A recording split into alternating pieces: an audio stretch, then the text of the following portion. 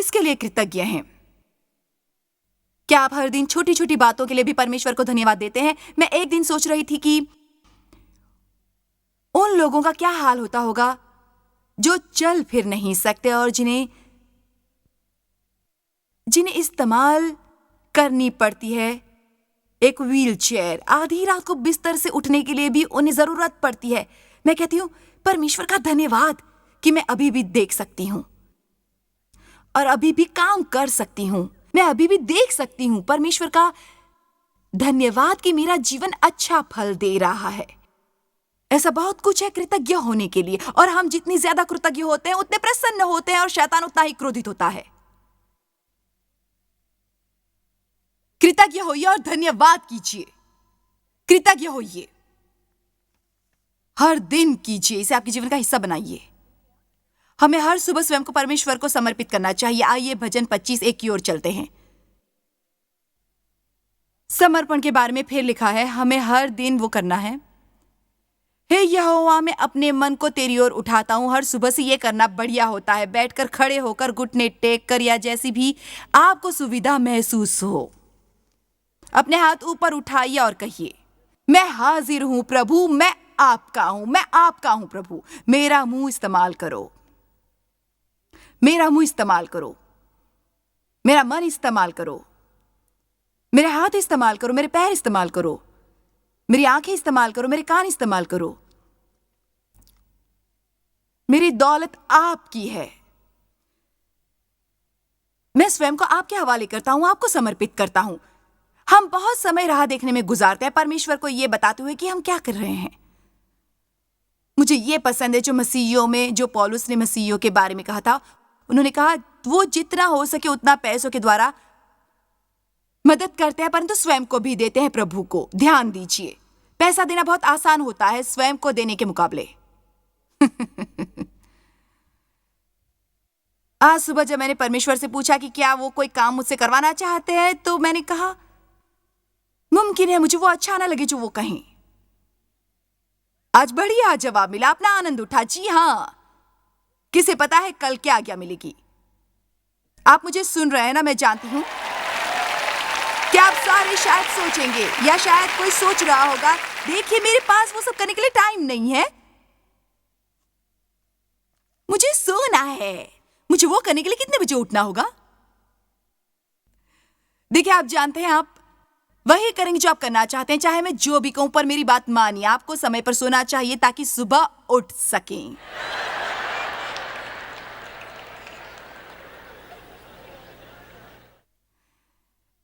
अब दखल अंदाजी कर रही है मुझे कब सोना चाहिए, कब उठना चाहिए, ये मेरी मर्जी है, ये सच है। और बाइबल इससे भरी हुई है।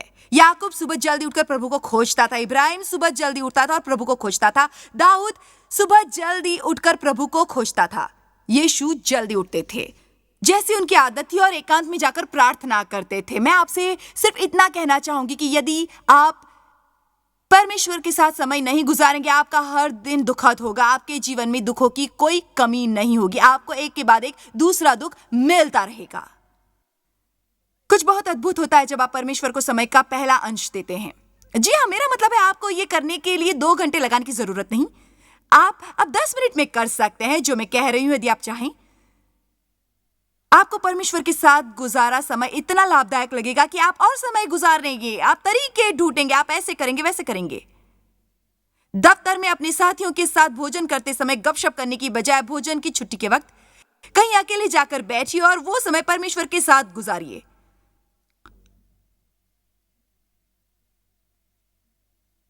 पर मुझे कैसे पता चलेगा दफ्तर में क्या हो रहा है? मेरे पति लगातार कई सालों तक ट्रैफिक से बचने के लिए दफ्तर के लिए जल्दी निकल जाते थे। वो जल्दी पहुंचकर वो समय गुजारते थे बाइबल पढ़कर, और फिर भोजन के वक्त वो बाहर निकल जाते और वहां आसपास जाकर टहलते और प्रार्थना करते थे। ये उससे बहुत पहले की बात है, जब वो सेवकाई में थे। आप इस वक्त जो करते हैं उससे तय होता है कि आपके लिए भविष्य में कौन से द्वार खुलने वाले हैं। इसी वक्त अपनी आत्मिक वफादारी दिखाना आरंभ कर दीजिए, आत्मिक कपड़े पहन लीजिए और आत्मिक दुनिया में नग्न घूमना बंद कर दीजिए।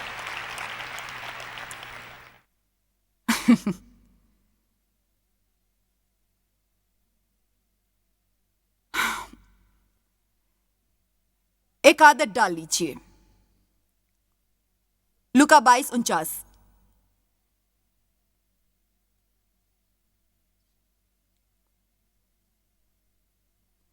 तब वो बाहर निकलकर अपनी रीति के अनुसार जैतून के पहाड़ पर गया। आदत। यदि आपकी यह करने की आदत नहीं है, फिर शुरुआत में यह कठिन होगा, पर यदि आपकी आदत पड़ जाएगी, आपको यह न करने पर कठिनाई होगी। तब वो बाहर निकलकर अपनी रीति के अनुसार जैतून के पहाड़ पर गया और चेले उसके पीछे गए। उस जगह पहुंचकर उसने उनसे कहा, प्रार्थना करो कि तुम बिल्कुल परीक्षा में न पड़ो। ये बहुत महत्वपूर्ण बात है जो मैं आपसे कर रही हूं। यदि हम अपने साथ थोड़ी सी ईमानदारी बरतेंगे, हमें पता चलेगा कि हमारी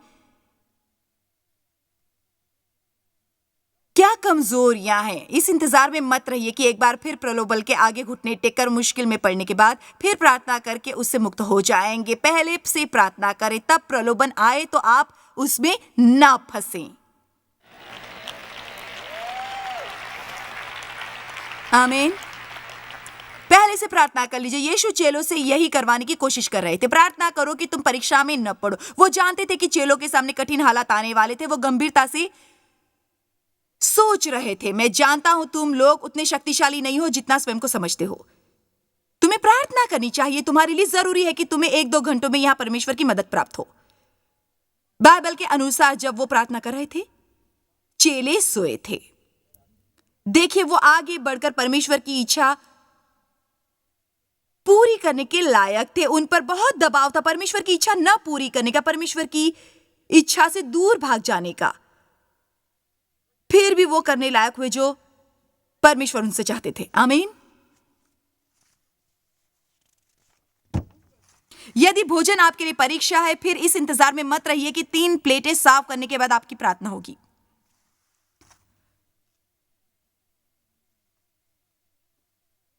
हर वक्त उसके बारे में प्रार्थना कीजिए।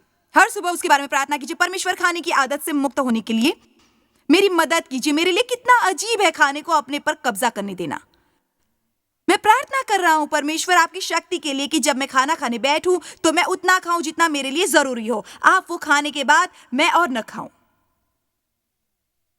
मैं नहीं चाहता कि गुलाब जामुन का मुझ पर अधिकार हो। मैं एक बिस्किट केक के कब्जे में नहीं रहना चाहता। मेरे अंदर पवित्र आत्मा की शक्ति है। ये सच है।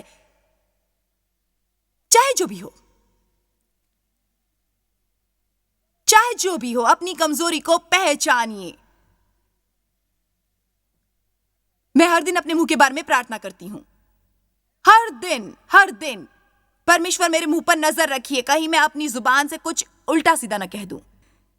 मेरे मुंह से निकलने वाले शब्द, मेरे दिल में आने वाले विचार ऐसे हो जो प्रभु को भाते हों। मैं बहुत ज्यादा बुरी और कठोर बातें नहीं करती, पर मैं जानती हूं कि ये मेरे लिए कमजोर पक्ष हो सकता है, क्योंकि मैं बहुत जल्द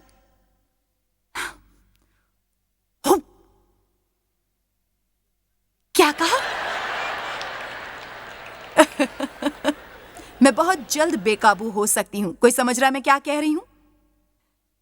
मुझे न सिर्फ उस वक्त बोलना होता है जब मैं स्टेज पर होती हूं, इसके अलावा भी मैं बहुत बोलती हूं। परमेश्वर ने मुझे कहा श्श्श। इसलिए मैं इन बातों के बारे में हर दिन प्रार्थना करती हूं। हर दिन प्रार्थना करो कि तुम परीक्षा में न पड़ो। जरा बताइए कितने जानते हैं इस बारे में? मेरा मतलब, यदि आप जानते हैं अपनी मर्जी न चलने पर आपको अपने पर दया करने को प्रलोभन होगा, फिर पहले से उसके बारे में प्रार्थना कीजिए। यदि आप में वो पैसे खर्च करने की कमजोरी है जो आपके पास नहीं है, फिर आप हर दिन उसके लिए प्रार्थना कीजिए। यदि आप निश्चित रूप से उन चीजों के बारे में प्रार्थना करना आरंभ करेंगे जिनसे आपको प्रलोभन होता है, फिर प्रलोभन होने पर आप में शक्ति होगी उससे बचने की। प्रलोभन को कोई हमसे दूर नहीं रख सकता। यीशु क्यों सुबह जल्दी जागे थे? उनकी सुबह जागने की आदत थी, पर वो बाहर गए और उन्होंने प्रार्थना की कि वो परीक्षा में बिल्कुल भी ना पड़े। उन्हें पता था कि परीक्षा तो होनी है। उन्होंने कहा, परमेश्वर यदि हो सके, पिता यदि हो सके तो ये प्याला मुझसे दूर करो। मैं इस परिस्थिति से गुजरना नहीं चाहता। बाइबल में लिखा है कि उन्हें इतना तनाव था कि उनके पसीने से लहू की बूंदें टपकी, फिर भी वो ये कहने लायक थे। पर वो प्रार्थना करते रहे, लगातार प्रार्थना करते रहे। फिर स्वर्गदूतों ने आकर उन्हें शक्ति दी। हालेलुया। यूहन्ना 8 में आपको एक और मजेदार बात बताना चाहती हूं। क्या आपने कभी कुछ कहकर फिर सोचा है, हे प्रभु काश मैंने ये ना कहा होता? अच्छा, ध्यान दीजिए, यूहन्ना 8। तब सब कोई अपने अपने घर को गए, परंतु यीशु जैतून के पहाड़ पर गए।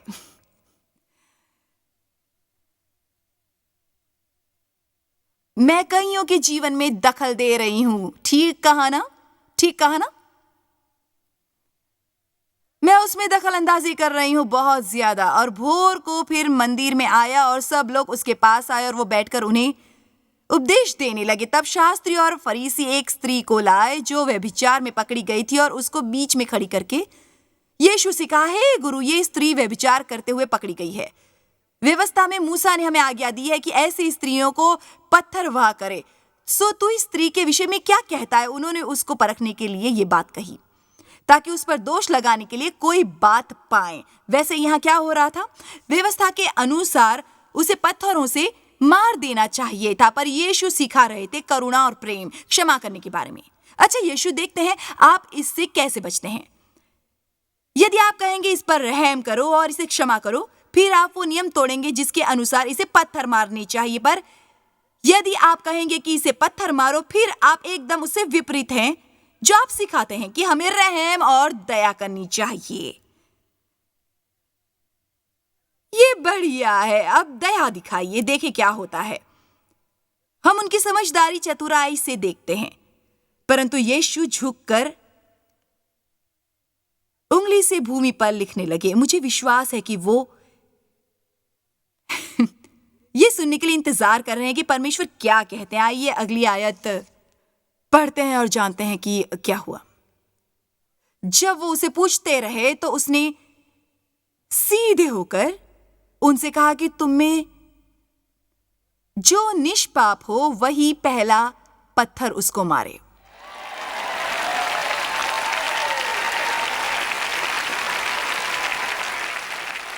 इसलिए ये कहकर उन्होंने व्यवस्था पूरी की और अपनी शिक्षाओं पर भी अमल किया। मैं नहीं मानती कि उसके पास वो जवाब होता यदि सुबह जल्दी उठकर जैतून के पहाड़ पर न गए होते। देखिए, मुझे एक बात पर विश्वास है, आप जानते होंगे मुझे हर दिन कई फैसले करने पड़ते हैं। देखिए, जब कोई व्यक्ति मेरी तरह टीवी पर आता है तो आप जहां जाते हैं कोई आपको पहचान लेता है, और उनमें से वो लोग जो मुझे कुछ कहते हैं उनके मुकाबले में बहुत कम होते हैं जो नहीं कहते। मेरा मतलब है, मैं ये करना चाहती हूं पर मेरा सही बर्ताव करना जरूरी है, और ऐसा नहीं कि मैं नहीं करना चाहती। और ये सच है, मैं अनैतिक जीवन नहीं जी सकती। मुझे वैसा जीवन जीना है जैसा मैं लोगों से कहती हूं कि वो जिए। मैं ये तभी जान पाई जब परमेश्वर के साथ समय गुजारा। मुझे ये करने का तरीका ना पता होता यदि मैं परमेश्वर के साथ समय न गुजारती। मुझे अपने आप से डर लगता है, और मेरे ख्याल से आपको भी डरना चाहिए। मेरे ख्याल से हमें अपने से डरना चाहिए, परंतु हमें समझदारी की जरूरत है। सुबह जल्दी उठकर सबसे कठिन काम निपटा लीजिए, उन्हें रुकावट न बनने दीजिए। ऐसा न हो कि कोई काम दिन भर आपको चुनौती देता रहे और आप उससे दिन भर डरते रहे। भिन्न भिन्न लोगों को भिन्न भिन्न चीजें नापसंद होती हैं। यदि आपको राशन की दुकान पर जाने से नफरत है, फिर सुबह जागिए, तैयार होइए, जाकर राशन खरीद कर लाइए, घर पर लाकर रखिए, राशन से विजयी होइए। आमीन। दाऊद सुबह जल्दी जागा जिस दिन उसने गोलियत को मारा। ध्यान दीजिए, आप अपने दुश्मनों को मार नहीं सकते बिस्तर में पड़े रहकर। हेलो भाई, मेरा वश नहीं चलता, मुझसे सुबह उठा नहीं जाता।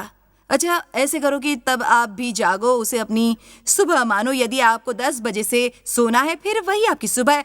फिर भी आपको जरूरत है जब आप भी दिन आरंभ करें, आपको वो परमेश्वर के साथ आरंभ करना है, और आपको कुछ काम जानबूझकर करने चाहिए।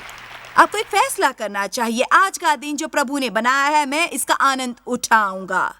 शैतान के सामने एक ऐलान कर दीजिए, जो आनंद चुराता है मैं इस दिन का आनंद उठाऊंगा।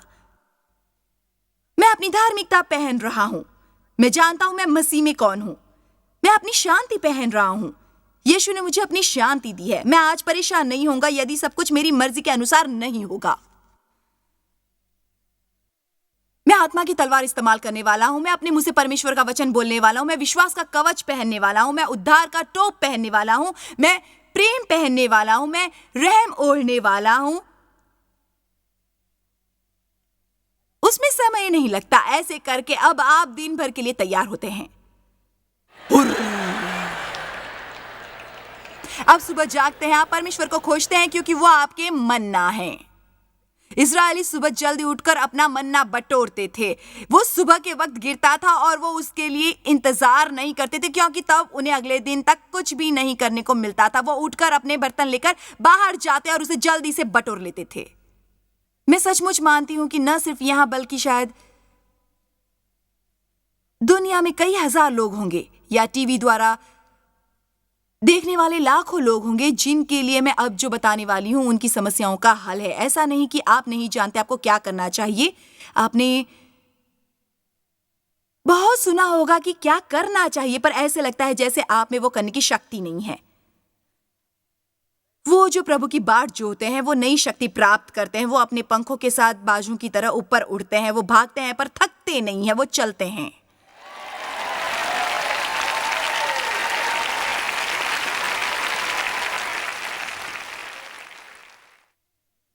कठिन कामों के साथ पहले निपटारा कर लो। इब्राहिम उस दिन सुबह जल्दी जागा जब परमेश्वर ने उन्हें अपने इकलौते पुत्र का बलिदान देने को कहा। मैं होती तो ऐसे दिन पर जागती ही नहीं। पर नहीं, बाइबल के अनुसार वो सुबह जाग गए। मेरा मतलब है, यदि सुबह जागना इतना महत्वपूर्ण न होता, यदि सुबह उठकर चाहे आपकी सुबह जब भी हो परमेश्वर के सामने धार्मिक ठहराया जाना महत्वपूर्ण न होता, फिर पूरी बाइबल में यह न लिखा होता हर सुबह अपने मन को तैयार करो। आप वो ना भुला दे जो आपको बताने के लिए मैं तैयार हो रही हूं। इस वक्त हर सुबह कुछ मिनट निकालकर अपने साथ मुलाकात कीजिए। इसके लिए आपको बैठकर अपने साथ बात करनी चाहिए। स्वयं से बात करना बहुत अच्छी बात होती है। कुलुस्सियों 3:1-3 के अनुसार स्वर्गीय वस्तुओं पर ध्यान लगाओ। इसलिए आप अपना ध्यान लगाते हैं। अपने को सही सोच के साथ सुसज्जित कर लो कि यदि आपको परमेश्वर को प्रसन्न करने के लिए कष्ट भी उठाना पड़े तो आप वो उठाएंगे। लिखा है, अपने को सही सोच से सुसज्जित कीजिए।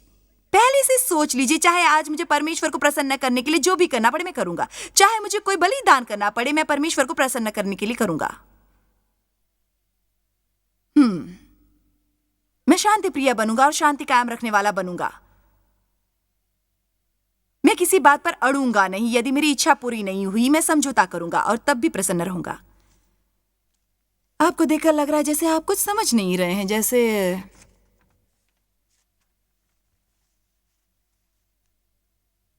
और सबसे महत्वपूर्ण गलतियों 10, जहां तक अवसर मिले सबके साथ भलाई करें। हर दिन ये सोचने में थोड़ा समय गुजारें कि आप किसी अन्य के लिए क्या कर सकते हैं। आप फैसला कर लें कि जिसे मिलेंगे उसकी तारीफ करेंगे। कोई अच्छी बात ढूंढो जो आप उन्हें कह सकते हैं। हम अक्सर सोचते हैं, ओह ये बड़ी सुंदर पोशाक है जो आपने पहनी है, या वाह तुम्हारे बाल बहुत सुंदर है। बताइए, आप अपना मुंह खोलकर कहते हैं? कह दीजिए। आप जो सोचते हैं उससे किसी को आशीष नहीं मिलती। उन्हें बताइए। आप लोगों की जितनी तारीफ करेंगे उतना अच्छा महसूस करेंगे। आप फैसला कर लीजिए कि आज अपने पति या पत्नी की कम से कम 5 बार तारीफ करेंगे।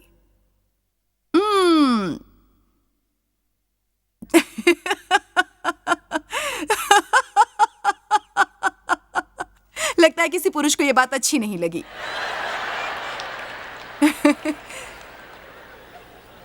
कितने विवाह टूटने से बच जाएंगे यदि आप ऐसा करेंगे।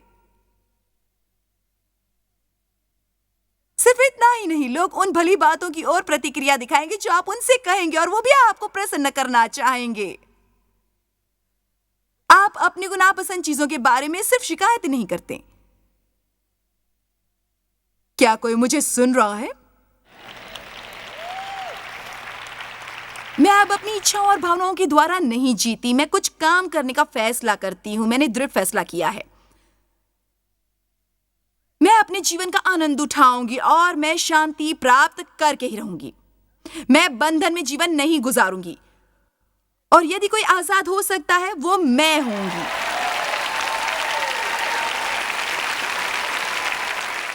आप बहुत कुछ सहन करते हैं, आप बंद कर दीजिए वो सहन करना, सहन करते रहना। आप अपनी मर्जी को परमेश्वर की मर्जी के अनुकूल बनाइए। यदि दो मनुष्य परस्पर सहमत न हो तो क्या वो एक संग चल सकेंगे? नहीं चल सकेंगे। आमीन। जहां तक हो सके सबके साथ भलाई कीजिए। आज मैं आपको एक चुनौती देती हूं कि आप हर सुबह सोचिए किसी के बारे में जिसके लिए आप आशीष बन सकते हैं। किसी न किसी के लिए आप आशीष बन सकते हैं।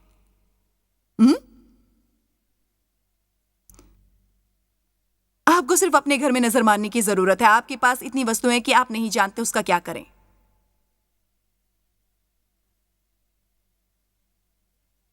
मैंने यहाँ एक लड़की से कहा, वो सिक्योरिटी वालों के लिए काम करती है, हमारे लिए नहीं। मैंने उसे कहा तुम्हारे बाल बहुत सुंदर है, सच कहती हूँ, ऐसा कीजिए और अपने पर से ध्यान हटाइए। पर मेरा क्या होगा?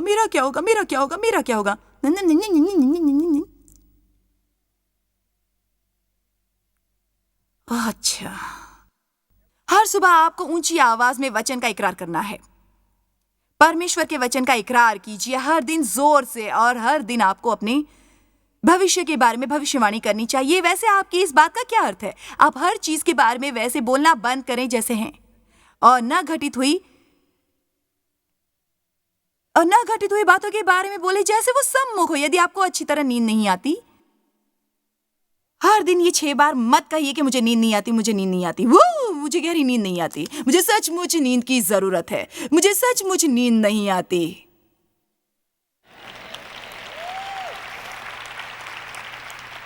नहीं, आप रात को अच्छी तरह सोए नहीं थे। अपने होठ सी लीजिए। फिर जब भी आपको मौका मिला परमेश्वर के साथ बात कीजिए। आप ऊंची आवाज में कहिए ताकि शैतान भी सुन ले। धार्मिक मनुष्य को चैन की नींद आती है, मुझे विश्वास है। मैं हर रात गहरी नींद सोता हूं, हर रात मुझे अच्छी नींद आती है। भाई, मुझे अब नींद आ रही है।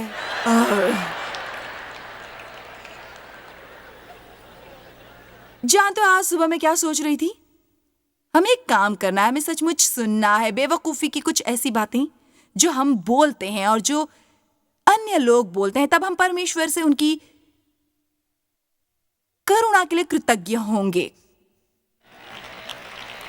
आमीन।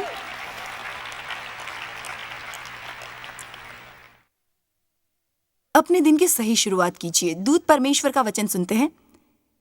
भजन 103:20। जब आप वचन बोलते हैं दूत सावधान हो जाते हैं। कोई हमें कुछ करने को दे रहा है। जी हाँ। आप में से कईयों को शायद 20 दूत मिले और वो बहुत उब गए हैं। वो सबसे ज्यादा उबे हुए दूत है विश्व में, क्योंकि आप कभी ऐसा कुछ नहीं करते जो उन्हें ऐसा कुछ दे जिसके साथ वो काम कर सकें।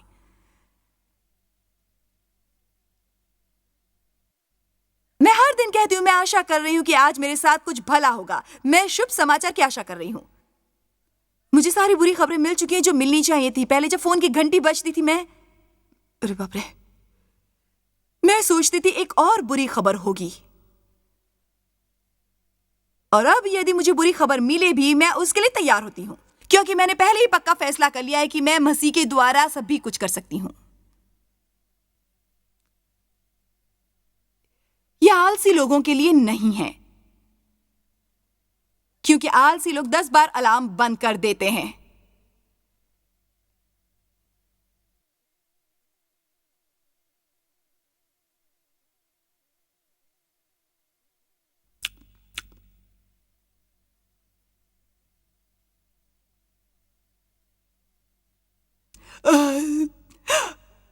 मेरे प्रभु,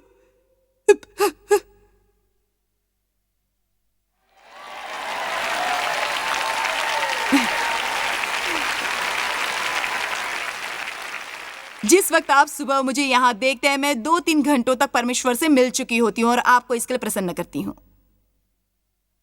क्योंकि ये सब बातें जो मैं कहती हूं, जो आपकी मदद करती वो मुझे प्राप्त होती हैं।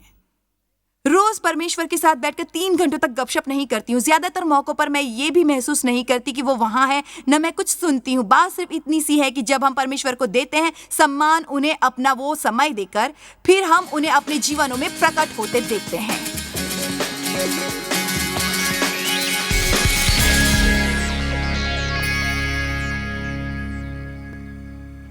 देखिए, मैं आपको प्रोत्साहित करना चाहती हूँ कि आप हर दिन परमेश्वर के साथ बात करना और अपने जीवन के लिए उनका मार्गदर्शन लेना आरंभ करें। भजन 5 दिन के अनुसार है, यहोवा भोर को मेरी वाणी तुझे सुनाई देगी। मैं भोर को प्रार्थना और एक बलिदान की तैयारी करके तेरी बाट जोहूंगा। याद रखिए, आपको परमेश्वर के साथ वो समय गुजारना है, उन्हें अपने दिन का पहला हिस्सा देकर, यदि वो मुमकिन हो, और वो बड़ी तब्दीली लाएगा। आपका आज का दिन बढ़िया गुजरे। जॉय स्मायर मिनिस्ट्रीज में आप हमारे लिए कितने अहम हैं, इसका आपको अंदाजा नहीं। हम आपके आभारी हैं और हम धन्यवाद करते हैं अपने सब मित्रों और सहयोगियों का कि उन्होंने इस विश्वव्यापी सेवकाई को संभव बनाया। मिलकर हम भूखों को खिला रहे हैं, गरीबों को पहना रहे हैं और कई देशों में सुसमाचार पहुंचा रहे हैं। कृपया हमसे संपर्क करें या विजिट करें jmmindia.org पर। आज ही अपनी प्रार्थना के अनुरोध बताने के लिए, हमारे साधनों के बारे में और जानकारी और जॉयस की सभाओं का शेड्यूल जानने के लिए, और हमारे सहयोगी बन जाएं दुनिया भर में मसीह का प्रेम बांटने के लिए।